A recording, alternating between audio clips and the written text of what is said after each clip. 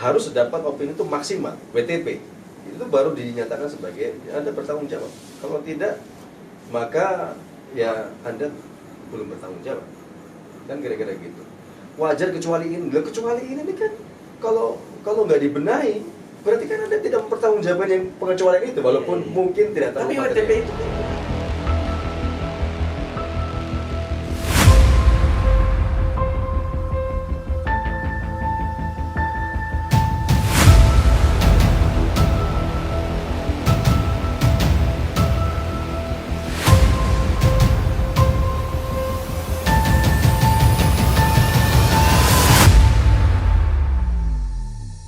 Assalamualaikum warahmatullahi wabarakatuh. Waalaikumsalam. Pemirsa Kopel TV, kita kembali bincang terkait dengan WTP, sebuah agensi akuntabilitas keuangan daerah, yang hari ini kita akan bincang bersama dengan Pak Win, pengamat keuangan daerah yang kebetulan lagi berada di Makassar. Selamat pagi Pak Win. Selamat pagi Pak Herman. Alhamdulillah beliau selama ini kita kenal sebagai pengamat kebijakan keuangan daerah, dan hari ini kita akan berbincang dengan beliau terkait dengan apa yang selama ini kita kenal. Setiap tahun ada laporan hasil pemeriksaan BPK yang di mana pemerintah daerah ada 3 opini yang biasa kita dengar dari hasil pemeriksaan itu. Ada WTP, ada WDP, ada disclaimer. Nah, yang selama ini Pak Win kita lihat bahwa keluarnya laporan hasil pemeriksaan BPK terkait dengan WTP yang umumnya didapatkan oleh daerah ada indikasi bahwa itu adalah sebuah predikat ya yang disematkan kepada daerah bahwa keuangan daerah tersebut itu bebas dari salah satu material. Tapi akhir-akhir ini kita melihat bahwa ternyata BPK ini menjadikan itu sebagai jualan, kira-kira begitu. Gimana pendapat Pak Win yang melihat itu? Terima kasih Pak Irman dan pemirsa sekalian TV Kopel ya. Pertama saya ucapkan selamat atas kehadiran alternatif media pemberitaan baru bagi publik ya. Semoga TV Kopel ini bisa memberikan pencerahan kepada publik terkait dengan isu-isu yang menjadi kepentingan publik. Saya kira mungkin misinya begitu ya. Iya. Nah, pagi hari ini saya diberikan topik yang cukup berat sebenarnya ya. Apanya yang berat Pak Win? Ya, topiknya ya WTP, sebuah gengsi akuntabilitas keuangan daerah. Sebenarnya ini benar ya. Topik ini atau judul seperti ini saya anggap itu benar. Jadi bahwa daerah dalam konteks akuntabilitas keuangan daerah, pengelolaan keuangan daerah ya, terutama eksekutif yang diberikan amanah oleh rakyat untuk menjalankan roda pembangunan di daerahnya melalui serangkaian pembangunan yang tercermin dalam APBD itu ya memang harus akuntabel. Iya. Harus akuntabel, itu bukan pilihan. Kalau menurut saya akuntabilitas itu atau memperoleh predikat WTP itu wajar tanpa pengecualian itu bukan pilihan tapi sebuah kewajiban. Kalau daerah sebuah kewajiban sebagai daerah, kalau dia diberikan amanah ya kan dia harus akuntabel. Dia harus mempertanggungjawabkan. Nah, kalau pilihan khawatirnya nggak apa-apa lah WDP aja gitu. Nggak boleh begitu. Jadi WTP itu kalau menurut dia saya harus maksimal ya. Iya. Itu namanya dia bisa mempertanggungjawabkan itu kan ketika katakanlah auditor independen mengatakan bahwa Anda akuntabel. Akuntabel itu tercermin dari sebuah opini auditor independen yang kita kenal dengan WTP, wajar tanpa pengecualian atau unqualified opinion. Ya. Jadi tidak boleh milih bahwa saya WDP nggak apa-apa, salah. Sama seperti misalnya kalau perusahaan ya, perusahaan itu kalau dia mau jualan ke bursa efek, ya, kalau dia mendaftarkan, kalau dia mau listing di bursa efek, salah satu syaratnya itu ya harus WTP. Karena kalau WTP maka laporan keuangan itu tidak dipercaya. Cara membacanya laporan keuangan itu selain WTP, laporan keuangan itu nggak bisa dipercaya. Tidak bisa dipercaya. Walaupun nggak bisa dipercaya itu ada tingkat-tingkatannya ya. Iya, iya. Kalau apa namanya nggak terlalu material gitu ya, apa namanya ada yang dikecualikan, ya itu disclaimer apa namanya wajar dengan pengecualian. Iya.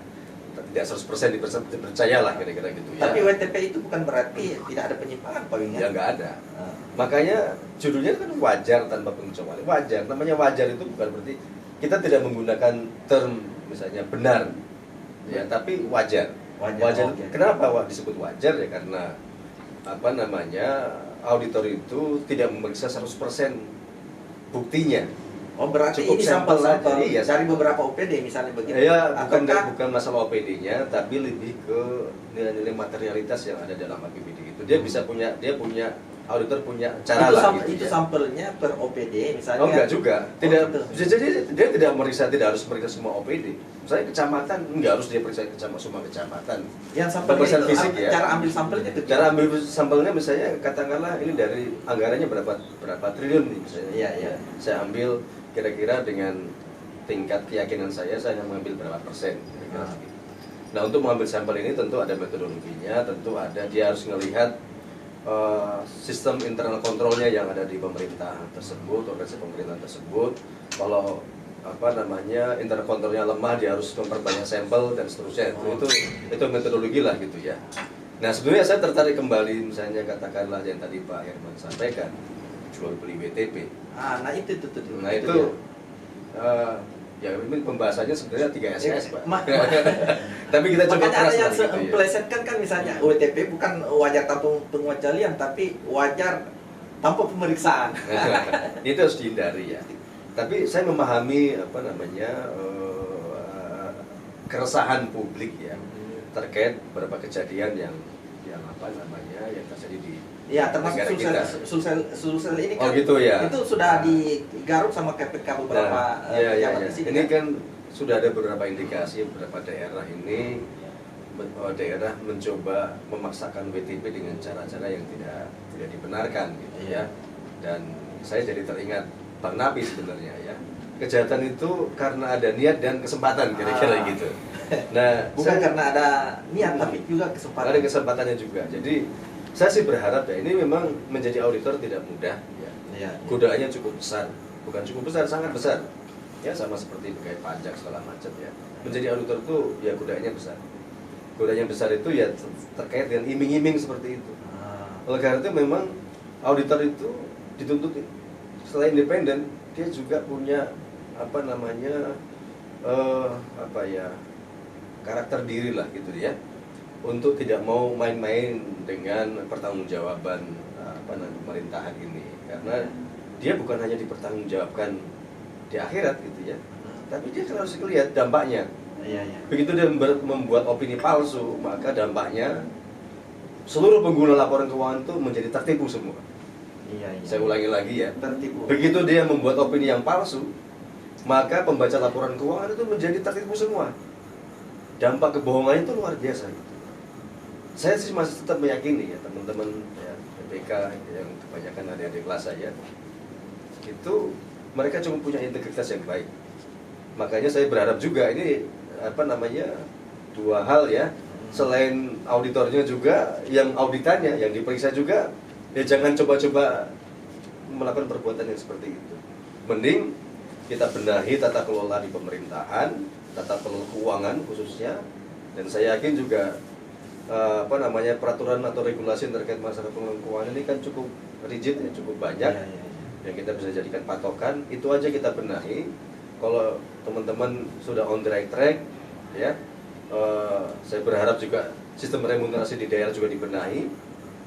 Insya Allah ini akan memperkecil ruang teman-teman di penyelenggara pemerintahan itu berbuat yang enggak gitu, kira-kira gitu ya.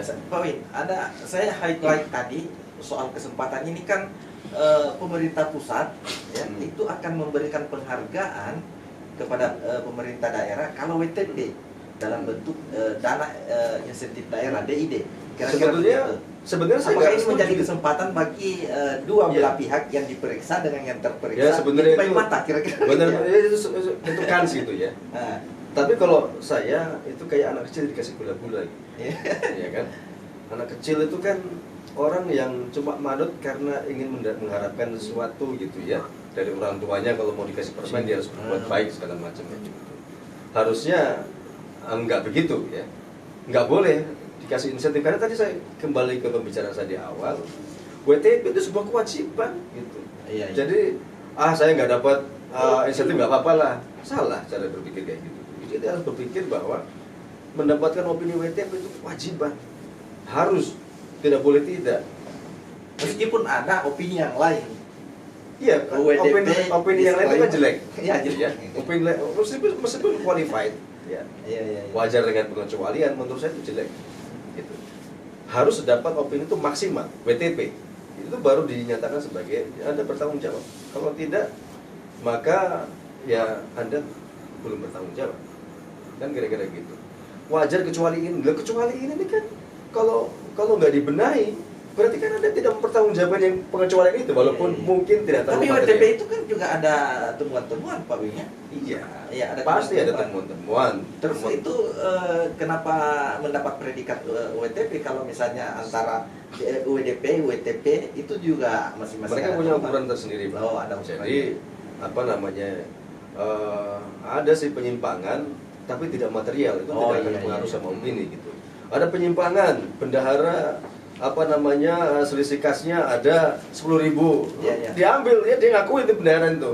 Saya ambil Pak memang 10.000, tapi sebenarnya bukan 10.000, 100.000.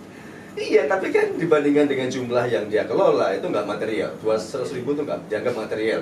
Ya meskipun dia apa pengeluarannya ngambil gitu ya, selisih 100.000, 10.000, tapi tidak dianggap material. Maka meskipun itu temuannya pasti rekomendasinya kembalikan ke kas daerah. Tapi itu temuan yang seperti itu tidak mempengaruhi opini karena Oke. tidak material. Iya, Kira. Nah, Pak Win, ini kan ini mungkin di segmen terakhir Pak Win, kira-kira kalau selama ini dianggap bahwa WTP itu wajar tanpa pemeriksaan, bagi daerah kira-kira apa yang harus dilakukan? Apa yang harus dilakukan oleh pemerintah daerah khususnya inspektorat ya sebagai yang bisa melihat masing-masing OPD itu punya kinerja pengelolaan keuangan yang cukup memadai. Kan seharusnya ini kalau selesai di internal tidak perlu banyak di BPK untuk kemudian menemukan Saya penyimpangan-penyimpangan. stressing di apa namanya pembahasan soal inspektorat ya. Iya. Karena selama ini banyak saya lihat, mohon maaf ya, kadang-kadang inspektorat itu jadi tempat buangan kira-kira gitu Oh, ya. gitu. Padahal dia punya peran yang sangat strategik gitu ya. Karena dia seorang apa namanya, karena dia menjadi early warning system dalam pemerintahan itu. Jadi dia apa namanya dia mencegah, lebih banyak melakukan pencegahan dan jangan sampai timbul kerugian negara atau terjadinya malpraktik dalam pelaksanaan pemerintahan gitu ya. Sehingga seorang apa namanya inspektorat itu diberikan kewajiban dia gimana caranya supaya memastikan bahwa seluruh tata kelola keuangan yang dipraktekkan di dalam pemerintahan di semua OPD itu on the right track. Itu yang menjadi concernnya dia gitu. Awas dong nanti kalau begini, awas dong. Jadi kalau order warning system ini dijalan dengan baik, dan insya Allah nggak ada masalah gitu. Kalau ini jalan ya, karena dia menjadi bagian dari sistem. Inspektorat itu bedanya dengan external auditor BPK, dia adalah bagian dari sistem tata kelola pemerintahan. Kalau sudah selesai tidak ada masalah sebenarnya di inspektorat. Minimal mengurangi risiko-risiko material lah. Iya betul Gitu. Iya. Pemirsa Kopel TV, ini bagian terakhir dari bincang kita dengan Pak Win. Mudah-mudahan apa yang disampaikan para pemirsa sudah bisa mengambil sebuah kesimpulan terkait dengan opini-opini bukan hanya opini BPK tapi opini di masyarakat juga sudah berkembang bahwa ini BPK ini membuat opini wajar tanpa pemeriksaan, wajar tanpa pengecualian, hanya sekedar lipstick begitu Pak Win untuk melihat daerahnya ini lebih baik di mata publik atau lebih baik daerahnya daripada daerah yang lain. Makasih Pak Win bincang kita pada kesempatan kali ini. Para pemirsa Kompas TV, demikian bincang-bincang kita dengan beliau. Sampai ketemu pada segmen yang lain. Makasih. Assalamualaikum warahmatullahi wabarakatuh. Assalamualaikum.